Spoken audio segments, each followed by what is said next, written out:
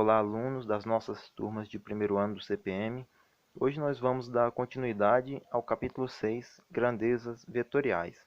Na última aula nós estávamos falando um pouco sobre o vetor velocidade instantânea. Então, nós sabemos que o vetor velocidade instantânea, ele tem algumas características. A direção, ela é tangente à trajetória. Então, no nosso exemplo aqui, temos um carrinho, ele tem a sua trajetória, e o vetor velocidade, ele é tangente, ou seja, ele possui a mesma direção da trajetória. Mas aí você pode perguntar, se a trajetória não for retilínea, se for circular? Então, vamos ver aqui um exemplo, né? Temos um exemplo, um objeto, ele está amarrado em um barbante e está realizando um movimento circular. Então, neste ponto, o objeto possui esta trajetória. Se ele mudar, que como ele está em movimento circular, ele muda constantemente, né? Então a trajetória sempre será tangente à curva naquele determinado ponto. Então a velocidade, ela vai ter a direção do deslocamento naquele determinado ponto. Temos aqui o nosso objeto. E a velocidade vai ter esta direção. Aí nós vemos aqui, colocando aqui o objeto.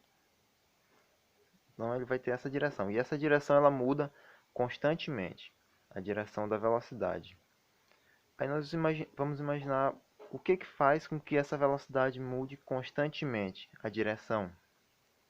Então, aí entra o nosso assunto de aceleração centrípeta.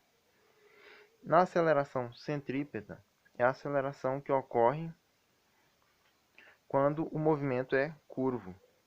Então temos aqui um exemplo, uma curva, né? Temos aqui uma estrada, né? Uma pista vista de cima. E, novamente o nosso exemplo aqui do carrinho, ele está fazendo aqui a curva. Neste momento, ou melhor, neste ponto, a trajetória dele é tangente à curva naquele ponto. Ele possui a sua velocidade tangente à curva.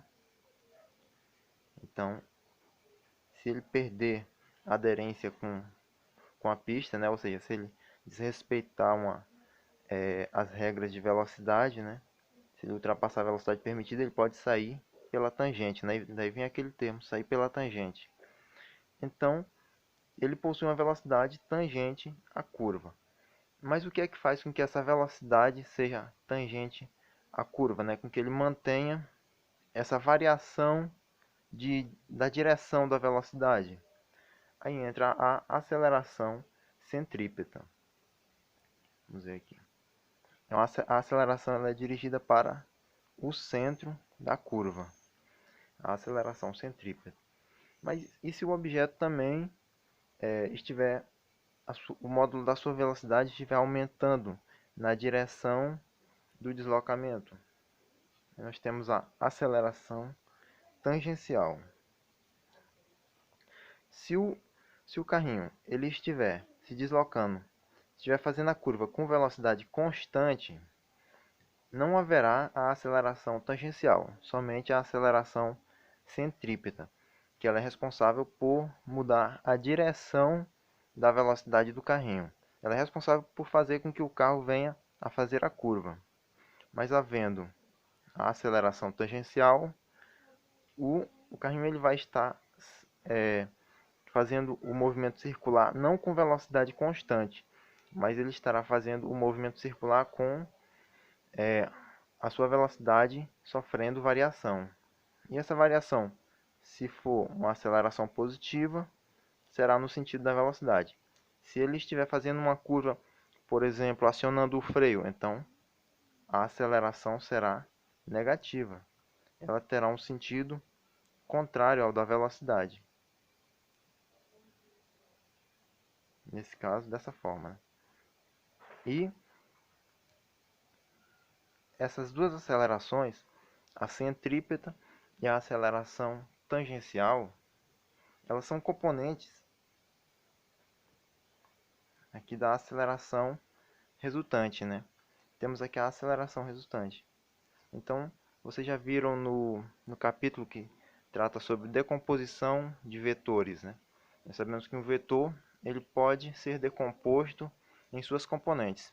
Então, as duas acelerações são componentes da aceleração resultante. Aqui, aceleração resultante. Esta aceleração tangencial e